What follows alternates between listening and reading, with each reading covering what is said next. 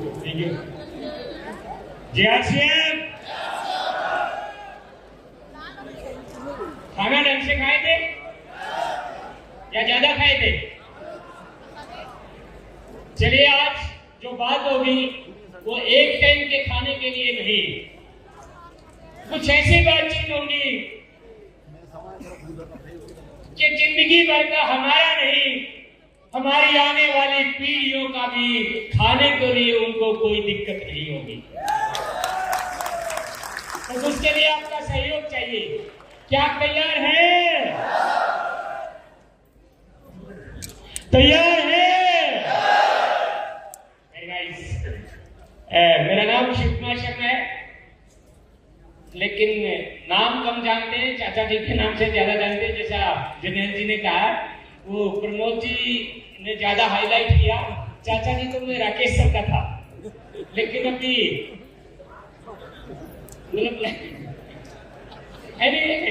इस कहानी को यदि छेड़ेंगे तो सारा टॉपिक यही बीत जाएगा। मेरा नाम शिव कुमार शर्मा, मैं जींद हरियाणा से हूँ। इस बिजनेस से पहले एक बहुत बढ़िया जॉब करते थे एयरफोर्स में, 20 साल वहां बिताए। ये मौका मिला, शुरू में समझ में नहीं आया। क्यों? क्योंकि बताने वाला उम्र में मेरे से छोटा था, एजुकेशन में मेरे से कम था, रिश्ते में मेरा भतीजा था। कई बार हम सब लोग ऐसी भूल चूक कर देते हैं।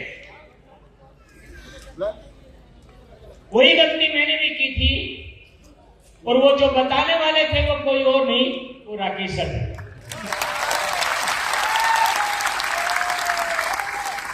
शुरू में समझ में नहीं आया, लेकिन जिस दिन समझ में आया उस दिन अपने एयरफोर्स की नौकरी छोड़ी, फुल टाइम आरसीएम किया। शुरू में इनका मजाक उड़ाया था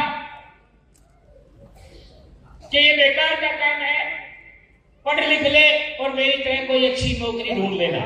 रिपीट, थोड़ा सा मेरे एसेंट पे ध्यान देना, एक्शन पे ध्यान देना। क्या बोला था?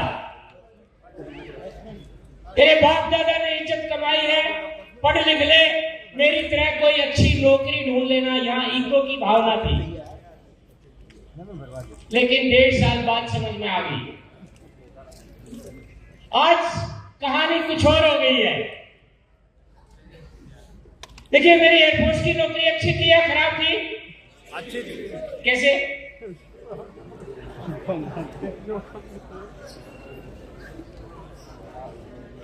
किसी को जहाज को नजदीक से देखने का मौका मिल जाए, उसको अच्छा लगेगा या खराब लगेगा? मजा आ सकता है उसको छू के देखने में, और भी बढ़िया। और यदि उसमें बैठ के देख लिया जाए और वो भी फ्री में, तो और भी बढ़िया। बिल्कुल।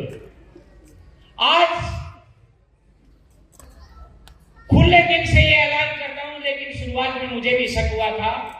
आज बड़ा प्राउड फील होता है कि मैंने आसमान में उड़ के देख लिया, बादलों को छूकर देख लिया, लेकिन जो फील, जो लगाव, जो भविष्य इस आरसीएम बिजनेस में है, शायद वो दुनिया में कहीं पर भी नहीं है। आज जो मेरा टॉपिक है वो ये है कि हम इस बिजनेस के माध्यम से अचीवर नहीं बल्कि गेम चेंजर बने। क्या टॉपिक है जी? अचीवर नहीं बल्कि गेम चेंजर बने। गेम चेंजर कैसा होता है जी?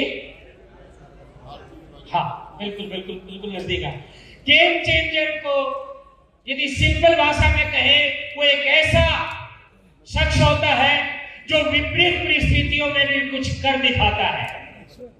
जब माहौल, स्थिति उसके अनुकूल ना हो, फिर भी वो अपने हौसले की वजह से, अपने हिम्मत की वजह से अपनी टीम को आगे बढ़ाने का जज्बा जो रखता है। लोग जब सहयोग ना दे, कोई कुछ बोले कोई कुछ बोले, लेकिन फिर भी वो किसी की नहीं सुनता है। उसका टारगेट कुछ और ही होता है और वो कर गुजरने का मादा रखता है। और यहाँ जितने भी बैठे हुए हैं आज वो भविष्य के गेम चेंजर हैं, गेम चेंजर बनने वाले।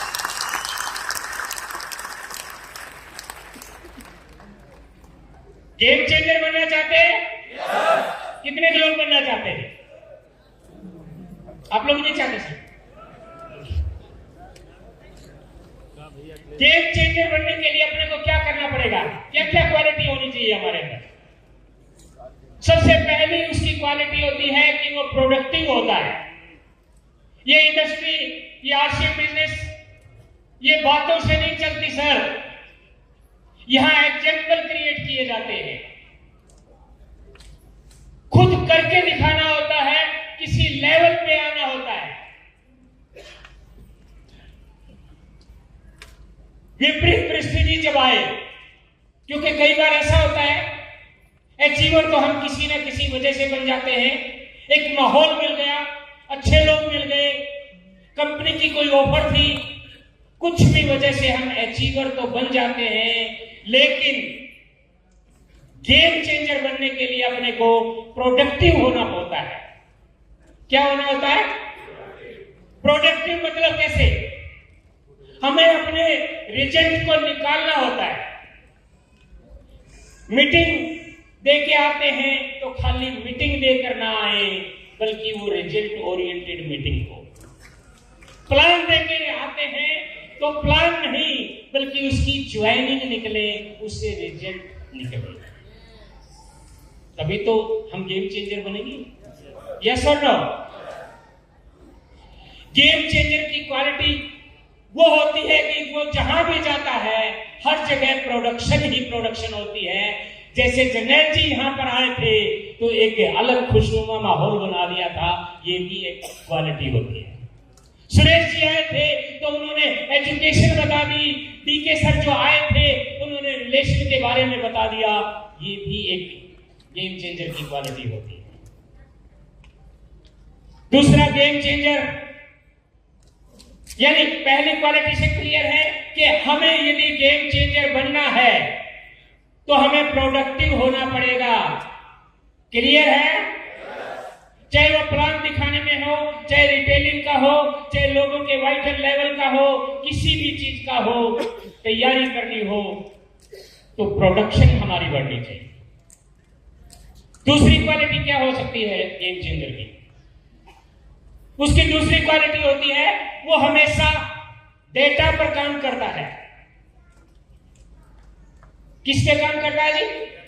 वो डेटा पे काम करता है, यानी उसके पास आंकड़े होते हैं और आंकड़े वो कभी झूठ नहीं बोलते। उसके पास पता होता है कि उसकी टीम के कितने लोग जूम मीटिंग में होते हैं, कितने लोग होम मीटिंग में होते हैं, कितने फिजिकल मीटिंग में होते हैं, कितने लोग प्लान शोर हैं, कितने लोग वाइटल पे हैं और कितने लोगों का क्या टारगेट है और कितने लोग डायमंड क्लब करने वाले होते हैं। जिसकी टीम में डेटा पे जो काम करेगा वो भविष्य का गेम चेंजर होगा, और जो गोलमोल होगा तो उसका तो यहां पे कोई खेल भी नहीं होगा। तो क्या आप यदि गेम चेंजर बनना चाहते हैं तो आप अपनी टीम का डेटा ले सकते हैं? सर डेटा ले सकते हैं तो भविष्य क्या आप गेम चेंजर बन सकते हैं। तीसरी चीज है वो अपना 100% लगाता है, कुछ भी बचा के नहीं रखता, पूरी ताकत लगा देता है। चाहे वो जिस तरीके से आज ये प्रोग्राम किया है, आप लोगों ने अपनी पूरी एनर्जी लगाई यहां पर लाने में, और यहां की जो व्यवस्था है, जो मैनेजमेंट है, जो सीनियर लोग हैं, वो अपना 100% लगाएंगे आपको अचीवर नहीं बल्कि गेम चेंजर बनाने में। 100% मतलब 100% बचा के उसमें कुछ नहीं रखना होता है। चाहे कहीं पर भी जाए अपनी पूरी 100% एनर्जी लगाएं और फिर देखें हम कैसे एक अलग ही अध्याय लिखेंगे। बचा के रखने में मुझे एक कहानी याद आती है। एक बार एक फौज की गाड़ियों का कन्वे जा रहा था। फौज की गाड़ियां देखी होंगी आपने जाते हुए, वो इकट्ठी एक लाइन में चलती हैं, देखिए या नहीं? यस और नो? सबसे लास्ट वाली गाड़ी थी, उसमें उसको ब्रेकडाउन व्हीकल बोलते हैं।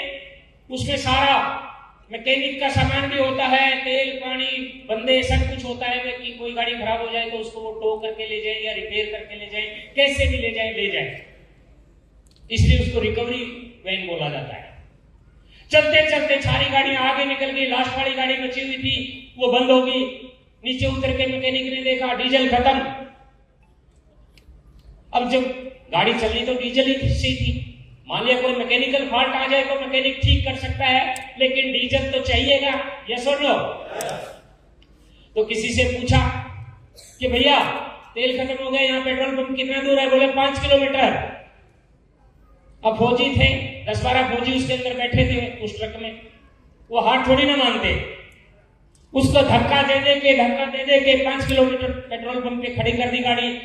तेल डलवाने लगे, आगे मेजर साहब बैठे हुए थे, वो उतर के ऐसे टहलने लगे। जनरली एक आदत भी होती है, आदमी घूमने लग जाता है।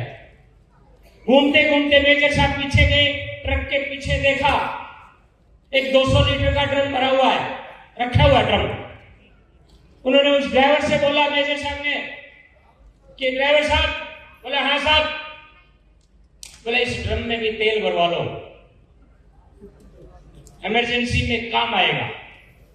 और वो ड्राइवर बोलता है साहब इसमें तेल नहीं डाल सकता। बोला क्यों? बोला ये ऑलरेडी फुल है, इमरजेंसी में काम आएगा। अरे मेरे भाई 5 किलोमीटर धक्का दिला दिया, इससे बड़ी इमरजेंसी और क्या होगी? कुछ लोग पता नहीं क्यों बचा के रखते हैं अपनी ताकत को। आप भी अपनी ताकत को बचा के मत रखें, 100% एनर्जी लगाए, लगा सकते हैं।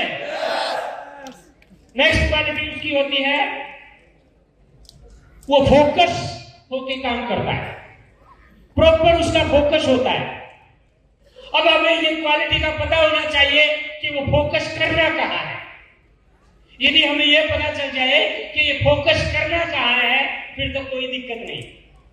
आपने फोकस किया, बहुत सारे लोगों को यहां पे लेके आए, लेकिन बहुत सारे लोग रह भी गए होंगे। यस और नो?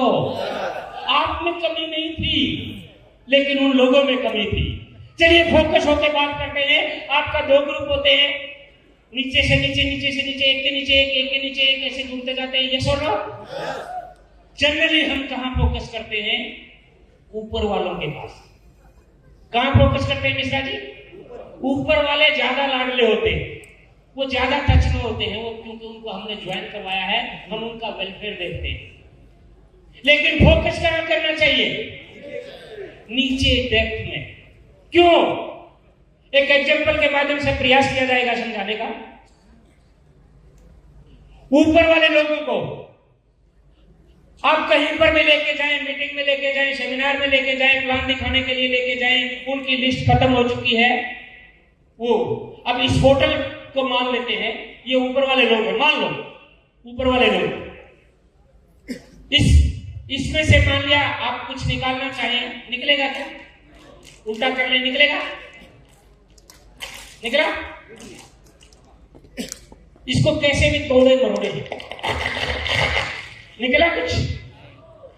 एक भी ज्वाइनिंग नहीं निकली, है ना? क्योंकि ये खत्म हो चुके हैं। आप इसको मीटिंग में लेके आएंगे, सेमिनार में लेके आएंगे, माहौल को देखेगा,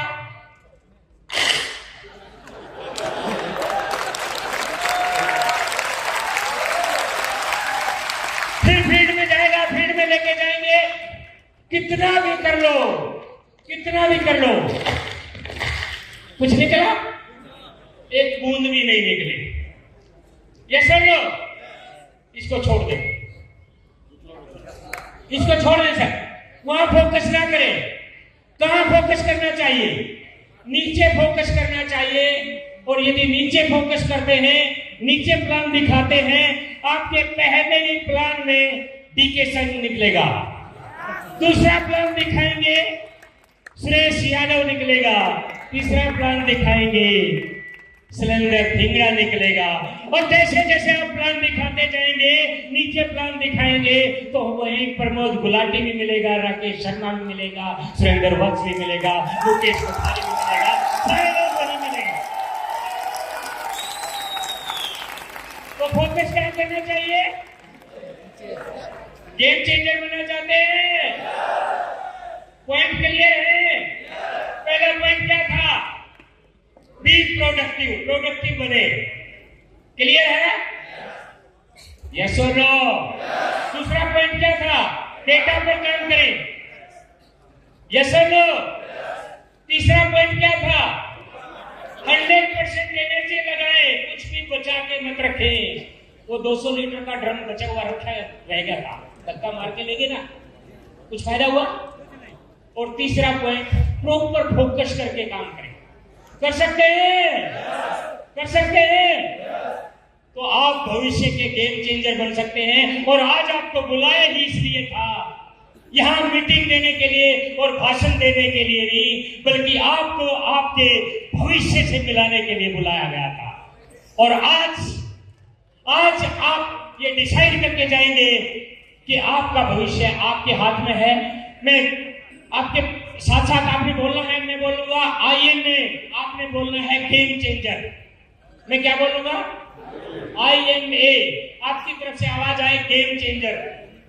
कर सकते हैं? तैयार है?